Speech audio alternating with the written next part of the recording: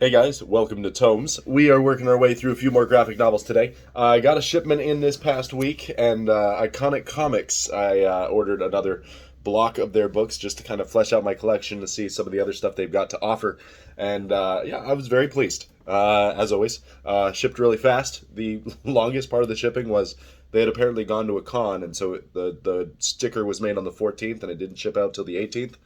Still got to me ahead of time, so well done, guys. Anyway, I picked up a few more of their books that I had not read yet. I'm still working my way through Arc Athena, so I will withhold any comments on those other than they're gorgeous. I don't know if you guys are familiar with Arc Athena. The plot line is what caught me. That's why I wanted to pick it up, and Eric Canete seems like a really decent guy, so I was like, you know what? Yeah, I'm going to take the risk. The price point's a little higher on the Arc Athena books than some of their others, and so hopefully once I finish reading them, I can give you a really good review on these. But the premise is really really cool. The let me give you kind of the back of the book type premise. You've got two superhero groups. One is all PR, just out there to be like the perfect stereotypical superhero group, and so they're meant to just dazzle the audience. And then you've got another group that's working behind the scenes to actually get the job done. And so it keeps kind of counterpointing back and forth between these two groups. And the one group is all arrogant and just nasty, and the other group, is doing all the hard work. So it's kind of neat. And so Arc Athena 1 basically is just them battling it out against these new alien forces that have appeared.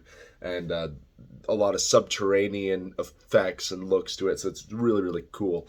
The monster effects. And then Arc Athena 2 is the alien race is kind of spying out Earth, trying to get a feel for, which heroes are dangerous and which ones aren't, and some stuff going on there. So like I said, I haven't finished it, so I can't give you much more on the plot there, but there's some very intriguing points. And so the art, though, is just gorgeous. It's a quality book. I mean, I don't know if you guys can see all the details here, but again, you got that spot gloss on the cover. One thing I really, really love, and it's across the Iconic Comics. They look really good on the shelf together, and so you can kind of see they've got the same spine, they've got the same looks. So I just thought it's a nice subtle touch. You don't always get that. There are times where you get a collection, and if you don't get exactly the right ones, you're like, they don't look like. So I have some of the Serenity graphic novels, and I have to specifically look because they made like 3 or 4 different covers depending on what you're doing. And so that's frustrating. And so again, looks really good. Just beautiful work. And so yeah, Eric did a really really great job on these. And so again, it's book one and 2 of 6. So he's already listed it out. He's told you how long his series is. And so I do enjoy that. I think that's a really good touch. Now, that being said, you know that I am a huge fan of books like Soulfinder. We know Soulfinder is a series. This is an older one I've already done a review on.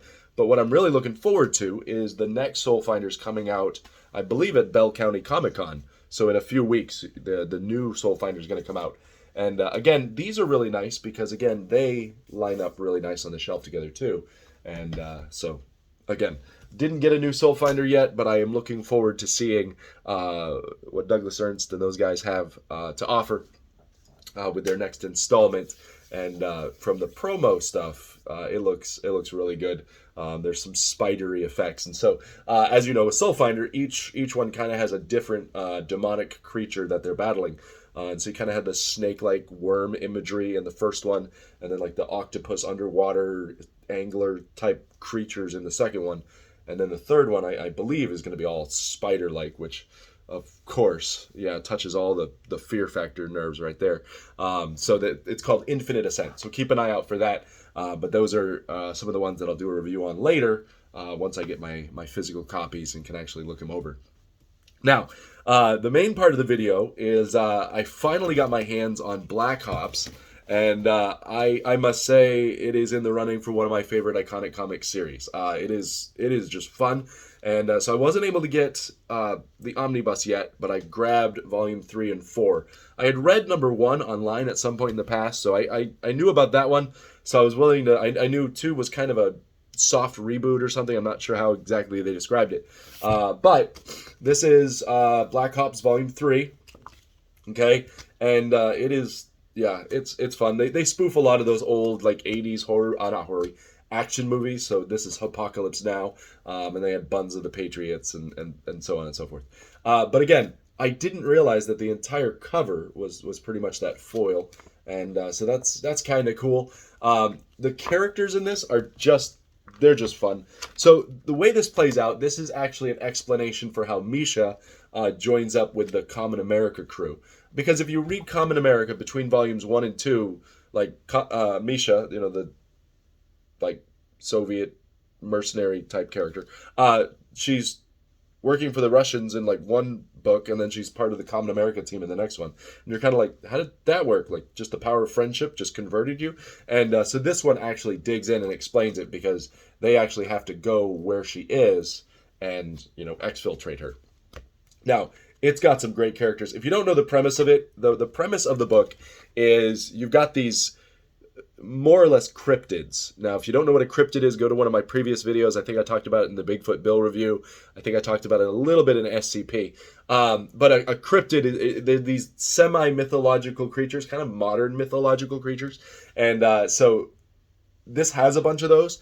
But this also takes some of those mutation factors, like what Common America has, but applies them to animals. And so you've got, you know, USAGI, and you've got the rabbit and the otter and the tortoise. I can't remember all their names. And again, this one right here, I forget his name. He's the best of all of them. It's like a trigger happy otter with a tortoise that he carries around with him, and the tortoise has a built-in Gatling gun, and there's just a lot of fun humor that takes place throughout the book. And so these guys have to sneak into a mercenary compound, but they're also dealing with some supernatural elements. And this is why you should probably grab a copy of these while you can, because coming up in 11 days, the Kickstarter and Indiegogo campaigns end. And so what's going to happen is Soulfinder, Common America, and Blackhops are all overlapping. And some of what's going on is explained in this one right here. So I don't want to spoil anything in case you haven't read it, but again, definitely worth grabbing. And then Blackhops Volume 4 continues some of those stories. But again, this is, if you read Common America, there's one of them where Apex Moth, who's the villain of the Blackhops series, he goes to Vicky Vander's Vermilion Masquerade. Hopefully that's not a complete spoiler for those of you who haven't read Common America, but there's no way to avoid that fact now. I got that spoiled for me well before I started reading the series, because it was going on Twitter. But he goes to her, and so this whole volume is that adventure and some of the stuff. And so there's mythological creatures that come out, cryptozoological creatures. And so it's really fun. It's just an enjoyable read. And so I don't know if you guys have gotten a chance to do it. If you did, let me know which one is your favorite in the comments, now that I've reviewed pretty much all their different series, to my knowledge. I don't know. But again, guys, if you have not checked out Iconic Comics, the best way to get into it, Indiegogo, Kickstarter, they got a campaign going on right now. You can grab pretty much all their books. You can grab a digital copy of all their books for about $50. Now, Arc Athena and some of those are not going to be included in that. That's kind of a separate side series. It's like Long Harbor, where it's an independent series that doesn't get tied into the main premise. So, guys, thank you for joining me here on Tomes. It's good to be back. And hopefully you guys enjoyed that little rundown of some of these books and why you should go out and grab them. And I will do reviews of other books other than graphic novels sometime. Anyway, thanks, guys. I will catch you later. And this is Mike signing out on Tomes.